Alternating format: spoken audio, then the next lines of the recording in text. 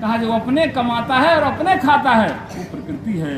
परंतु कहा तीसरा शब्द आया संस्कृति। संस्कृति किसे कहते हैं? कहा जो अपने कमाता है और कमा करके अपने भूखे रह करके जो दूसरों को खिला देता है वो सनातन संस्कृति है, वो भारतीय संस्कृति है, वो सनातन धर्म, उसको सनातन धर्म कहा गया। हम लोगों का जन्म सनातन संस्कृति में हुआ, सनातन सभ्यता में, सनातन समाज में, और व्यक्ति का कुछ रहता नहीं है यहाँ पर, अच्छाई और बुराई रह जाती है। किसी कवि ने लिखा था क्या, बोले इंसान की खुशबू रहती है, इंसान बदलते रहते हैं, दरबार लगा रहता है वही, दरबान बदलते रहते हैं, इंसान की खुशबू रहती है, इंसान बदलते रहते हैं, जो चलने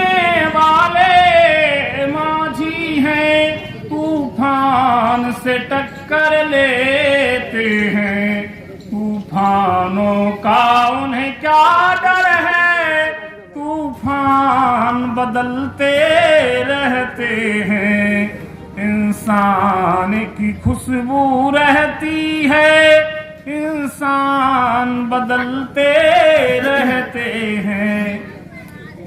तो दुनिया एक बिस्तर खाना है, तो बिस्तर यहीं पड़े रहते, बोले मेहमान बदलते रहते हैं, इंसान की खुशबू रहती है, इंसान बदलते रहते हैं।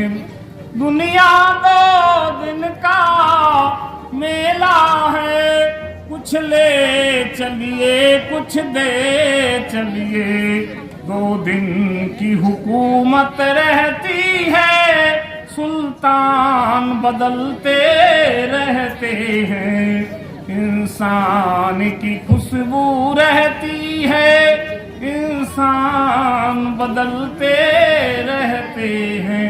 तो जीवन परिवर्तनशील है, इसलिए हमारे इस शरीर के माध्यम से मनुष्य योनि मिली है, उसमें भी इस भारतवर्ष में हमारा जन्म हुआ है, बड़े सौभाग्य का, बड़े पुण्य का विषय है। देवता भी इस योनि को और इस भूमि को तरसते हैं, इसलिए आप लोग सब सौभाग्यशाली हैं, पुण्यशाली हैं और धर्मात्मा हैं कि आपका जन्म इस पावन पवित्र धरती पर हुआ।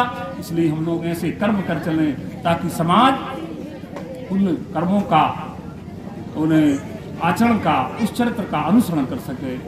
और ये कथा का समय, परंतु फिर भी मैं इसी माध्यम से कहूँगा कि अपने इस पुण्यतिथि के माध्यम से हम लोग